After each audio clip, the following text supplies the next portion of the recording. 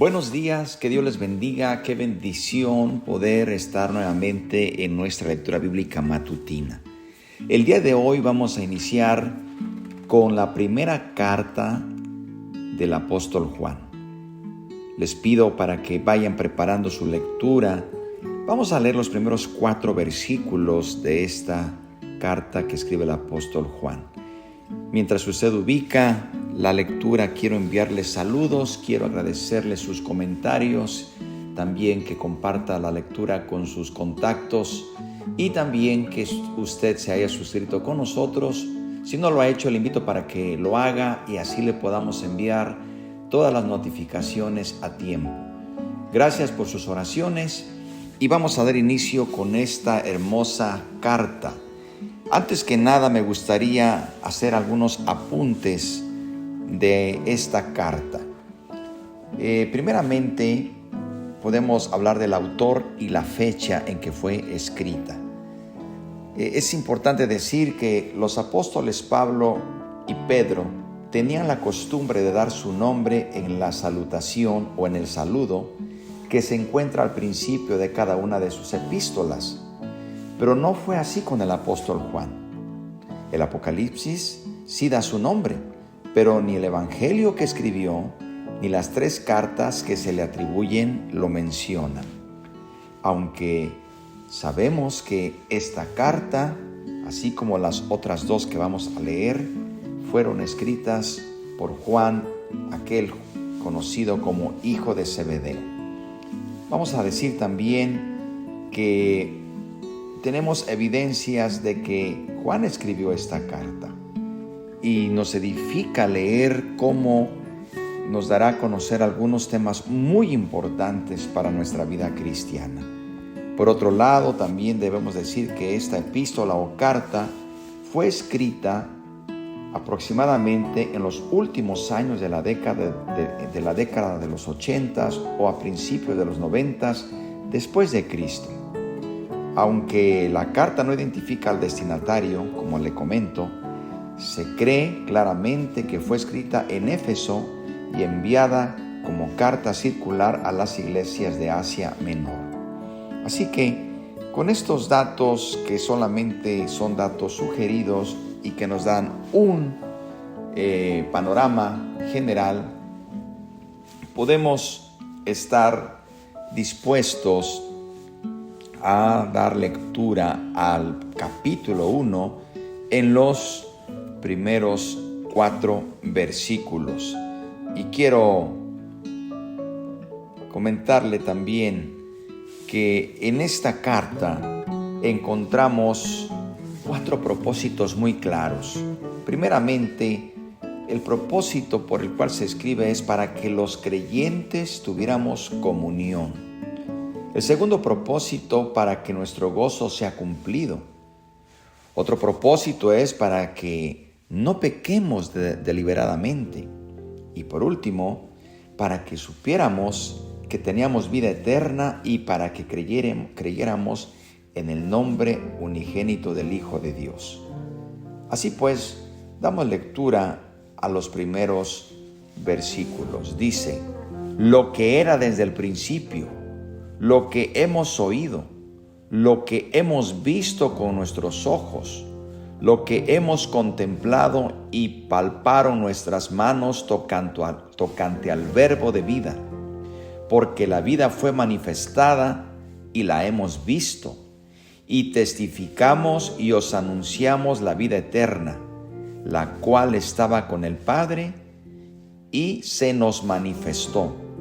Lo que hemos visto y oído, eso os anunciamos para que también vosotros tengáis comunión con nosotros, y nuestra comunión verdaderamente es con el Padre y con su Hijo Jesucristo. Estas cosas os escribimos para que vuestro gozo sea cumplido. Amén. Queridos hermanos, aquí tenemos en estos primeros 4 versículos algo que podríamos identificar. ¿Por qué Juan escribe esta primera epístola? Debemos decir que esta epístola es escrita en un ambiente difícil, la fe que se estaba transmitiendo. También sabemos que pasaba momentos difíciles. Había momentos difíciles en aquel tiempo de la iglesia.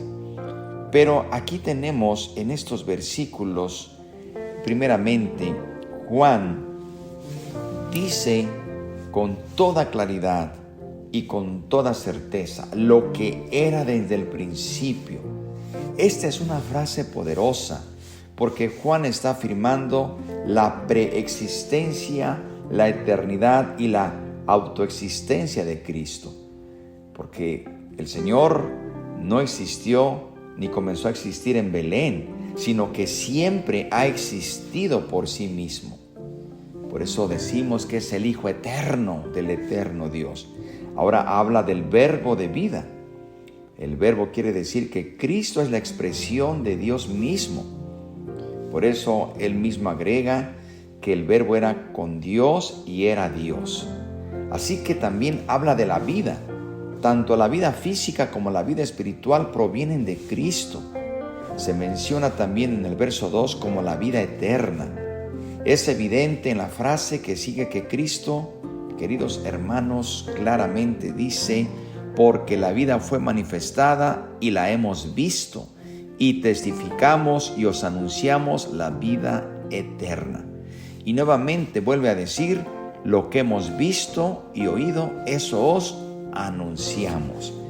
Qué maravilloso, queridos hermanos, que los apóstoles, incluyendo Juan, no solo experimentaron la vida eterna, sino que la testificaron y la anunciaron a todo el mundo, de acuerdo con las instrucciones que recibieron cuando Jesucristo ascendió. De manera entonces que aquí tenemos el cumplimiento, como Juan está dando testimonio, así como el Señor Jesucristo les pidió que lo hicieran. Por otro lado, también debemos decir que Juan quería que sus lectores, usted y yo, y todos los que han leído esta carta, puedan disfrutar la misma comunión íntima que él tenía con el Señor Jesucristo. Nosotros, como claramente dice aquí, que debemos tener comunión unos con otros. Dice aquí, para que tengamos comunión con nosotros, y nuestra comunión verdaderamente es con el Padre y con su Hijo Jesucristo. Tenemos comunión, y esa comunión viene porque el Señor Jesucristo nos ha unido. Somos un solo cuerpo en Cristo Jesús. Qué maravilloso es esto, saber que aún con todos aquellos que han creído en Cristo, con todos aquellos que no nos conocemos físicamente, pero que sabemos que tenemos comunión los unos con los otros por medio de Cristo. Y nuestro Señor Jesucristo tiene comunión con el Padre. Así que podemos decir, como Juan, que al tener comunión unos con otros, también tenemos comunión con el Padre y con su Hijo Jesucristo. Hermanos, por eso él termina diciendo en este versículo 4, para que vuestro gozo sea cumplido. Esto nos debe traer un gozo. Debemos estar gozosos porque esta noticia nos trae gozo. No debemos estar tristes, debemos estar gozosos porque sabemos que tenemos comunión con nuestro Señor Jesucristo. Cuando los creyentes recibieron esta carta, seguramente si estaban tristes y afligidos, ahora podían recuperar su gozo. Usted y yo debemos tener gozo, aún en medio de las aflicciones y de las pruebas, debemos tener gozo. Y ese gozo se cumple al saber que tenemos comunión con el Padre, con el Espíritu Santo y con nuestro Señor Jesucristo. Este es el mayor gozo que podemos disfrutar. Yo le invito que en este momento demos gracias y alabemos al Señor por esa comunión que nos concede, y tenemos vida en Cristo Jesús. Este es otro gozo, este es otro motivo de gozo. Pero también oremos por las necesidades y pidamos, porque creemos que el Señor tiene poder y autoridad. Oremos. Padre, te damos gracias por tu palabra, porque tenemos este testimonio verdadero, tenemos este testimonio vivo, Y así como Juan pudo ver y oír, y eso nos testifica en su carta, nosotros también podemos tener este testimonio vivo de que tenemos esa comunión unos con otros como un solo cuerpo en Cristo, y que al tener comunión unos con otros tenemos comunión con el Padre, con el Hijo y con el Espíritu Santo. Este es nuestro mayor gozo. Gracias, Señor, por este gozo.